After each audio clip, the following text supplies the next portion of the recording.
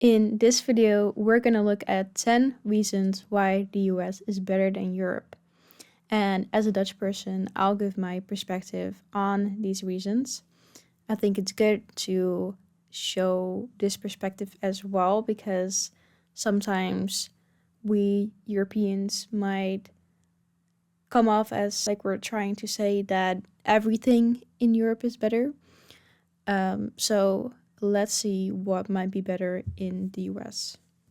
What is going on, everyone? Welcome back to World According to Briggs and a video about why the United States is so much better than Europe. This video came about after getting emails from Europeans for close to 3 years now telling me why the US sucks and Europe is so much better. I get these all the time. They often bring up some good, valid points, but they also like to hint at things like we're all just rude, arrogant, and dumb. That can be true about Americans, but that could be true about anyone. It's not like Americans have cornered the market on being rude. These people always act like they have it so much better in Europe and the only thing the US has ever done was start wars. Honestly, that's like the general theme. That's what they always seem to go to, is we start wars. But US does have some bad things, and the US has some great things, just like Europe. Every country, every town, every village, and every neighborhood has its good and its bad. If you don't understand that, you're kind of dumb. So let's take a look in no particular order at some things that make the US a far better option than Europe.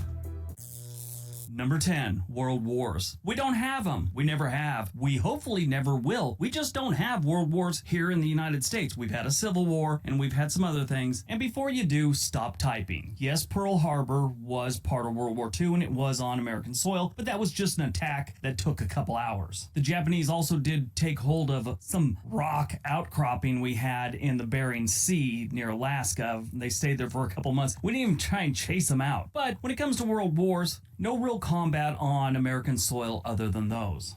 We've joined other wars. Matter of fact, we joined 2 world wars in Europe to help Europe. I don't know if you Europeans remember, but there was this German guy with a funny little mustache, and he had plans for all of Europe and pretty much the entire world. If it wasn't for the United States, there's a good chance his dream would have come true. Over 100,000 US servicemen lost their lives in combat during World War II. In World War I, it was about 116,000. So we may have started some wars in our history, but we sure have helped out Europe with a couple of theirs. And from the looks of it, might be a third one on the way.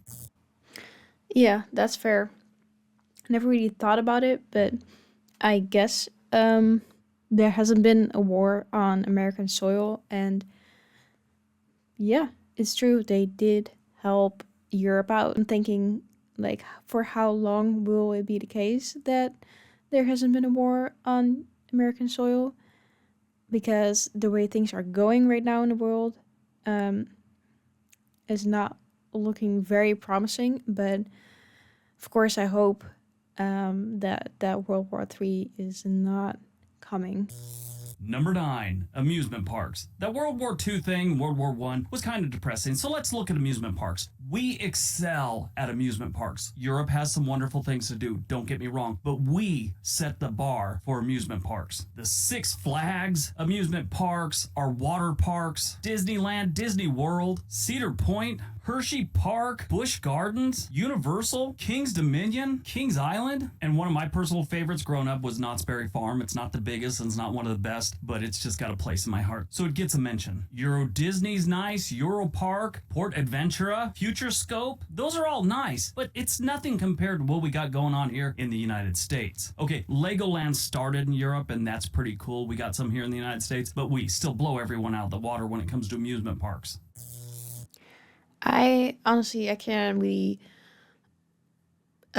say much about that because I haven't been to an amusement park in America yet, but I have been to some in Europe, of course, like Disneyland Paris, and then I've been to Phantasialand, Europa Park, stuff like that, which those were pretty cool to me, but I can't really compare them because, like I said, I haven't been.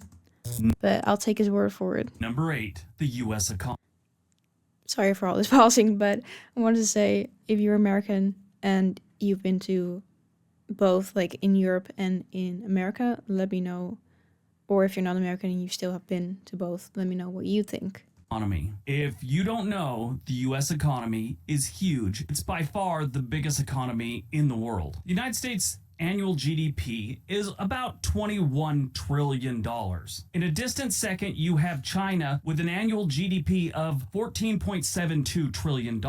After that, you got Japan with $5.06 trillion GDP. At number 4, you get your first European country, and it's Germany. They only have a $3.85 trillion annual GDP. Then the United Kingdom is 2.76, and then after that, you got India, and then finally France, 2.63, Italy, 1.89. And if you look outside of countries, the state of California would come in 5th place with 3.4 trillion. So my question to the Europeans are, if we suck that bad, why do we make so much money? And feel free to leave comments about how we're corrupt and we take advantage of other countries like your countries don't also. Number 7, our technology. The United States.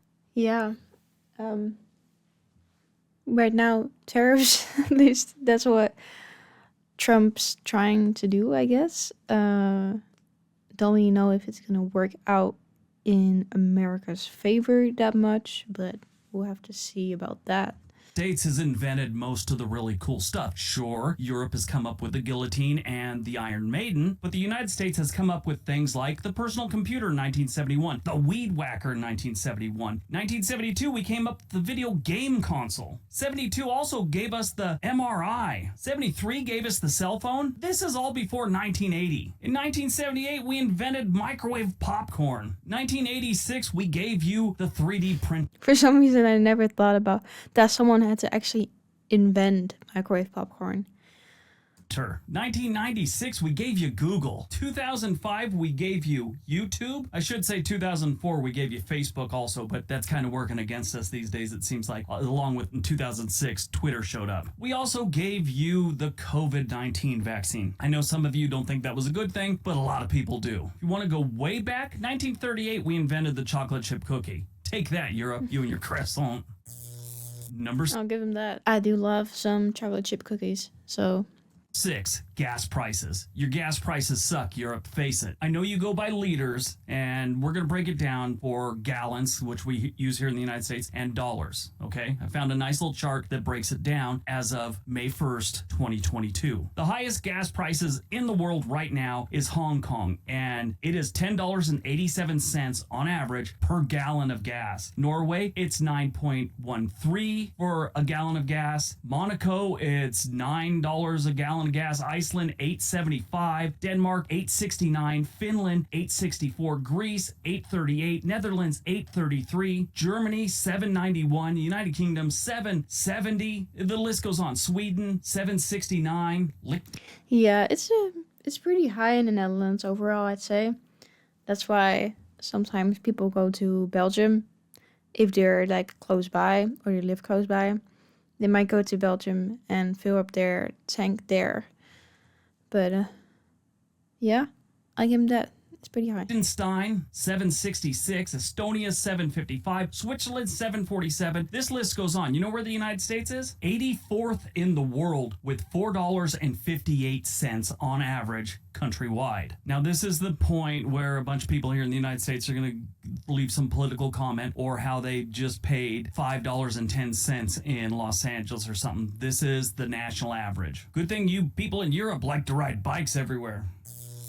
Number 5. I mean, to be fair, it does save money. And it's pretty convenient when you can just bike around. But then, yeah, sure, we do have higher gas prices. Fast food. Now, this is a strange one, I know, because fast food isn't really something you should be proud of, but I will tell you right now, every single European I know, that's one of the first things they say is our fast food is amazing. The variety and the flavor is awesome. You have great food in Europe. Don't get me wrong. I'm not trying to say that. You have a lot of really classic cuisine. You know, I mean, the Italian stuff you got going on in Italy, France, amazing. I could really do without German food, but still, you know. But Americans that go over there, they bring that up all the time, and Europeans that come over here talk about how amazing our fast food is. Again, it's unhealthy. It's probably why we're one of the largest countries in the world as far as chubby people go, but still, it tastes great. We have a wide variety. It's something that's kind of awesome. Yeah, I guess they just put many more things in there that shouldn't really be in there, or yeah, harmful things to make it taste better. So it's like a balance in what you really value. I haven't personally been to that many fast food chains in America. I've been to Wingstop, but that wasn't anything special to me. Even though I was really excited about that because it was so hyped up. Now maybe that one time that I got it, it just wasn't cooked up well. I don't know, but I can believe that it might taste better. If it's better for you, probably not. But then again, all fast food is not really good for you, and sometimes that's okay, but just in moderation. Number 4, modern music. Jazz, blues, rock and roll, rap, hip hop. As far as modern music goes, it all started here, and anything that was done in Europe was basically a new version of something that came from the United States. Prove me wrong. Now, if you go way back in music, Mozart, Wagner, Chopin, Bach, those are all great. But what have they done for us lately? I mean, they haven't done much for us lately because they all died like in the early 1900s or late 1800s or even earlier than that. They haven't done much for us lately. But modern music is where the United States shines. What is considered to be the first rock and roll song ever was done by Ike Turner and Jackie Breston. They wrote a song called Rocket 88, and that is considered to be the first rock and roll song ever. If it wasn't for that, and then Elvis taking that type of music, and Buddy Holly and people like that, we wouldn't have had the Beatles or the Rolling Stones or some version of that. Again, don't get me wrong, there has been some amazing modern music that's come out of Europe, but yeah, we started it. Number 3, the landscapes. Now this one's going to be up for an opinion because Europe does have the Alps, amazing rivers like the Rhine, Lake Como, and other amazing lakes, the Azores, Tuscany, the Greek Isles. Those are all great, but it doesn't compare to the sheer volume that we have here in the United States with places like Yosemite, Arches, the Great Smoky Mountains, the Rocky Mountains. Now I've been to like a lot of places in the US now because if you don't know yet, I did a like tour around the US with my boyfriend, and we went to many places, but mostly cities. So I haven't seen that many landscapes yet, which I do really want to see. So I can't really give my perspective on this. If you want to give your perspective in the comments, then do let me know. The Great Lakes, the Everglades, Death Valley, the giant sequoias, the redwoods, Yellowstone National Park, the Badlands, the Grand Canyon, the entire state of Oregon outside of Portland. That list can go on about amazing landscapes to see here in the United States. But to be fair, the beaches I have seen in the US, and I wasn't really blown away because, like, for example, in LA, and San Diego, they weren't really blue. The water wasn't that blue, which I really like in like Mallorca, for example, when I was there. So I feel like the beaches, Europe might have that beat, but I can see how maybe some, yeah, like Yosemite and some of those parks could be really beautiful.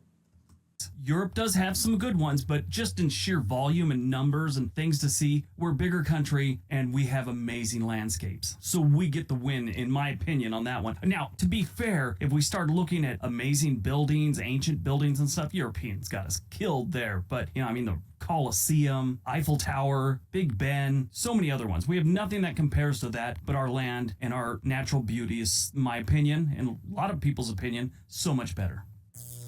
Taxes. Everyone in the United States always seems to think they have the highest taxes. Not even close. The United States is ranked 44th. If you take what the United Nations considers a country and you rank them by how much they tax their citizens, this is how they're ranked. The Ivory Coast, for some reason, they're just taxing the hell out of everyone. But it's followed by Finland, Japan, Austria, Denmark, Sweden, Belgium, Israel, Slovenia, Netherlands, Portugal, Ireland, Spain, Iceland. China gets in there.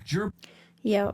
We in the Netherlands do have pretty high taxes, I would say, but we do also get a lot of it for it in return in terms of the safety net the healthcare, education, infrastructure, like public transport, just all things like that. So we might pay more, but we'd also get more back.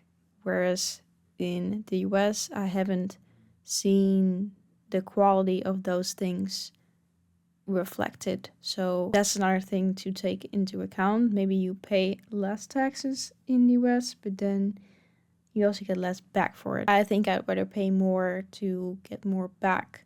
But if we're just looking at the amount of tax you pay, then I guess the US has got to be Germany, United Kingdom, France, South Africa, South Korea, Australia. Then we go back to Luxembourg, Greece, Italy, Turkey, which is not really in Europe, but you get the idea. And then after that, it goes down a while and you start seeing things like Switzerland, Monaco, Norway. And finally, way down there at number 44, you get to the United States. Here in the United States, we complain about our taxes an awful lot, especially how they're slanted towards the rich. Really don't pay that much taxes. And if you're middle class or below, you're getting gouged. That's how we see it. But if you rank them on a global scale, the United States isn't doing that bad. But that top 20 is filled with a lot of European countries.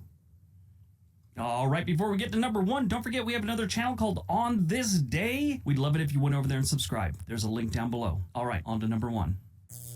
And number 1, shopping. Yes, I'm sure a lot of you were a little shocked, but shopping is one of the biggest complaints Americans that move to Europe have about Europe, and Europeans that come to the United States, they love how easy it is to shop. Now, it's not just ease or whatever, it's convenience and actually customer service. Customer service really doesn't seem to be much of a thing in Europe, according to most people that have moved over there or visited. What we would consider rude here in the United States really is kind of normal in Europe when it comes to someone working at a retail place or a grocery store, something like that. They don't really see it as rude, it's just very transactional to them and matter of fact. All right, that's today's video.